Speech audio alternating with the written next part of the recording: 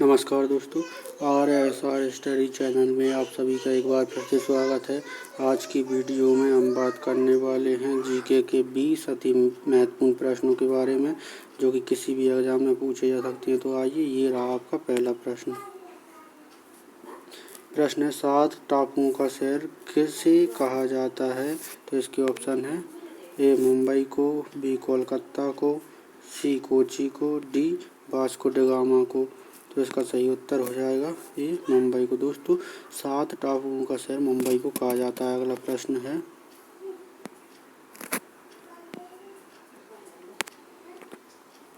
भारत में पहला कृषि विज्ञान केंद्र कहाँ स्थापित हुआ था? तो इसके ऑप्शन है ए चंडीगढ़ में, बी पुदुचेरी में, सी लक्षद्वीप में, डी नई दिल्ली में। तो दोस्तों, इसका सही उत्तर हो जाएगा ए पुदुचेरी में। भारत में पहला कृषि विज्ञान केंद्र पुदुचेरी में स्थापित हुआ था। अगला प्रश्न है,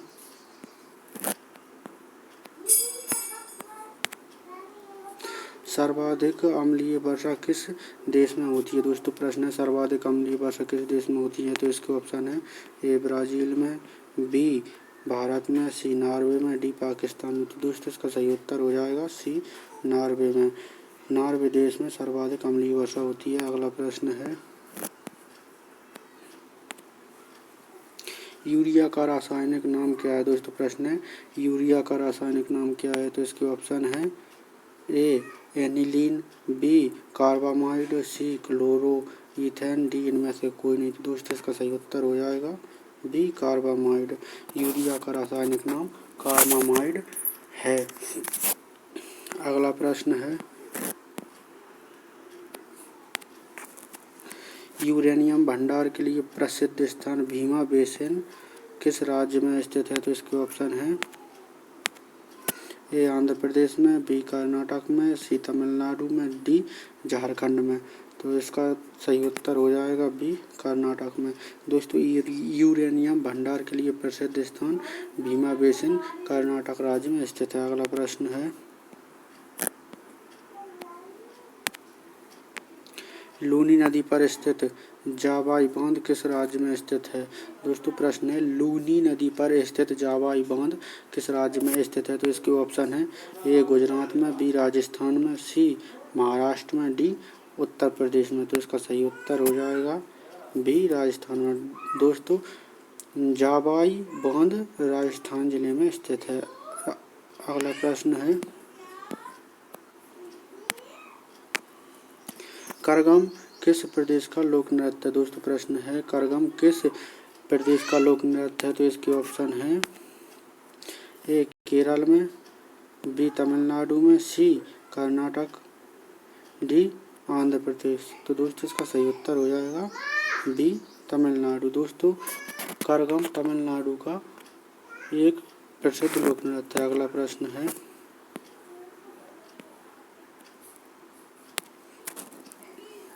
भारत में सबसे पहले विद्युतीकरण निम्नलिखित में से किस शहर में हुआ था? तो इसके ऑप्शन हैं ए बेंगलुरु में, बी मुंबई में, सी कोलकाता में, डी शिमला में। तो दोस्तों, इसका सही उत्तर हो जाएगा सी कोलकाता में। भारत के कोलकाता में सबसे पहले विद्युतीकरण हुआ था। अगला प्रश्न है,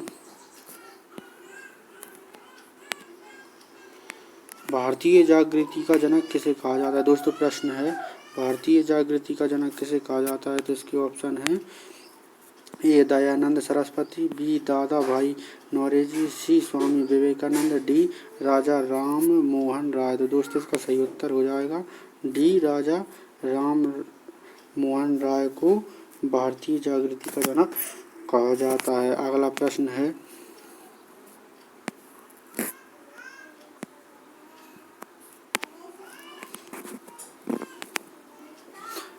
भारत की किस चट्टान श्रृंखला को खनिजों का भंडार कहा जाता है? दोस्तों, प्रश्न है, भारत की किस चट्टान श्रृंखला को खनिजों का भंडार कहा जाता है? तो इसके ऑप्शन हैं ए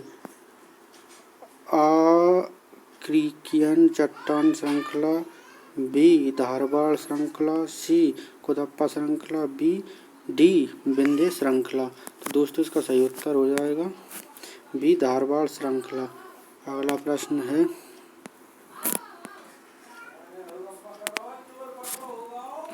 जम्मू कश्मीर में उरी बांध किस नदी पर स्थित है? दोस्तों प्रश्न है जम्मू कश्मीर में उरी बांध किस नदी पर स्थित है? तो इसके ऑप्शन है ए ब्यास नदी पर, बी चेनाब नदी पर, सी रावी नदी पर, डी झेलम नदी पर। तो दोस्तों इसका सही उत्तर हो जाएगा डी झेलम नदी पर।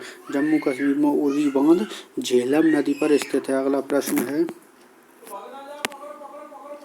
कावेरी नदी का उद्गम स्थल कहाँ है? दोस्तों प्रश्न है कावेरी नदी का उद्गम स्थल कहाँ है? तो इसके ऑप्शन है ए अमरकंटक के पठार, बी महाबलेश्वर, सी ब्रह्मगिरी पहाड़ियों से, डी त्रिभंग पहाड़ियों से। तो इसका सही उत्तर हो जाएगा सी ब्रह्मगिरी पहाड़ियों से। दोस्तों कावेरी नदी का उद्गम स्थल ब्रह्मगिरी पहाड़ियाँ है। अगला प्रश्न है हेली धूमकेतु कितने वर्ष बाद दिखाई देता है? दोस्तों प्रश्न है हेली धूमकेतु कितने वर्ष बाद दिखाई देता है? तो इसके ऑप्शन है ए 46 वर्ष के बाद, बी 31 वर्ष के बाद, सी वर्ष के बाद, डी 76 वर्ष के बाद। तो दोस्तों इसका सही उत्तर हो जाएगा डी 76 वर्ष के बाद। हेली धूमकेतु 76 वर्ष के अंतराल में दिखाई देता है। अगला प्रश्न है निम्नलिखित में से किस शहर से होकर नेत्रावती नदी बहती है? तो इसकी ऑप्शन है ए शिवमोगा, बी मंगलुरु, सी कारवार, डी बेंगलुरु। तो दोस्तों इसका सही उत्तर हो जाएगा बी मंगलुरु। तो नेत्रावती नदी मंगलुरु से होकर गुजरती है। अगला प्रश्न है निम्नलिखित में कौन सा स्थान जैन धर्म से संबंधित है? दोस्तों प्रश्न है निम्नलिखित में से कौन सा स्थान जैन धर्म से संबंधित है? तो इसके ऑप्शन है ए श्रवल बेलगोला, बी पालीताना, सी खंडगिरी, डी रत्नागिरी। तो दोस्तों इसका सही उत्तर हो जाएगा डी रत्नागिरी। रत्नागिरी स्थान जैन धर्म से संबंधित है। अगला प्रश्न है दामोदर नदी का उदय निम्नलिखित में से किस स्थान से होता है? दोस्तों प्रश्न है दामोदर नदी का उदय निम्नलिखित में से किस स्थान से होता है? तो इसके ऑप्शन है ए बृहत हिमालय से, बी कुमाऊं हिमालय से, सी सह्याद्री पहाड़ियाँ, डी छोटा नागपुर। दोस्तों इसका सही उत्तर हो जाएगा डी छोटा नागपुर। दामोदर नदी का उद्गम स्थल छोटा नागपुर से होता है। अगला प्रश्न है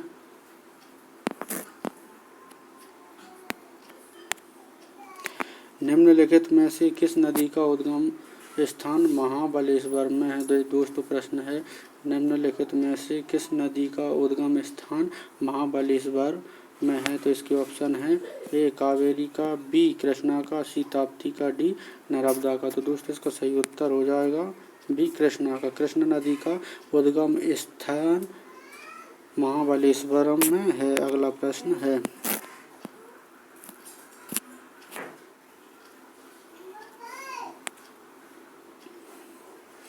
इनमें से कौन सी नदी दक्षिण भारत की गंगा भी कही जाती है? दोस्तों प्रश्न है इनमें से कौन सी नदी दक्षिण भारत की गंगा भी? ये तो इसके ऑप्शन है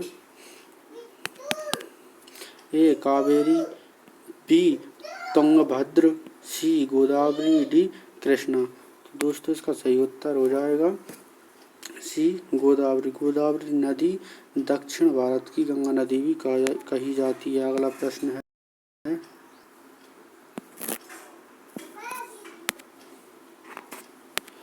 भारत के पहले राष्ट्रपति का क्या नाम है? दोस्तों प्रश्न भारत के पहले राष्ट्रपति का क्या नाम है? तो इसके ऑप्शन है ए अब्दुल कलाम, बी डॉक्टर राजेंद्र प्रसाद, सी डॉक्टर सर्वपल्ली राधाकृष्ण, डी बसपा दनप्पा जट्टी। तो दोस्तों इसका सही उत्तर हो जाएगा बी डॉक्टर राजेंद्र प्रसाद। राजेंद्र प्रसाद भारत के पहले राष्ट्रपति हैं। अगला प्रश्न है जो कि हमारा लास्ट में है प्रश्न है वायुमंडलीय दाब मापने का पैमाना है। दोस्तों प्रश्न है वायुमंडलीय दाब मापने का पैमाना है। तो इसके ऑप्शन है ए बैरोमीटर, बी मिलीमीटर, सी वोल्टमीटर, डी डेकामीटर। तो दोस्तों इसका सही उत्तर हो जाएगा ए बैरोमीटर। तो दोस्तों बैरोमीटर द्वारा वायुमंडलीय दाब मापा जाता है। वीडियो पूरा देखने के लिए कमेंट, शेयर और चैनल को सब्सक्राइब करना ना भूलें। धन्यवाद।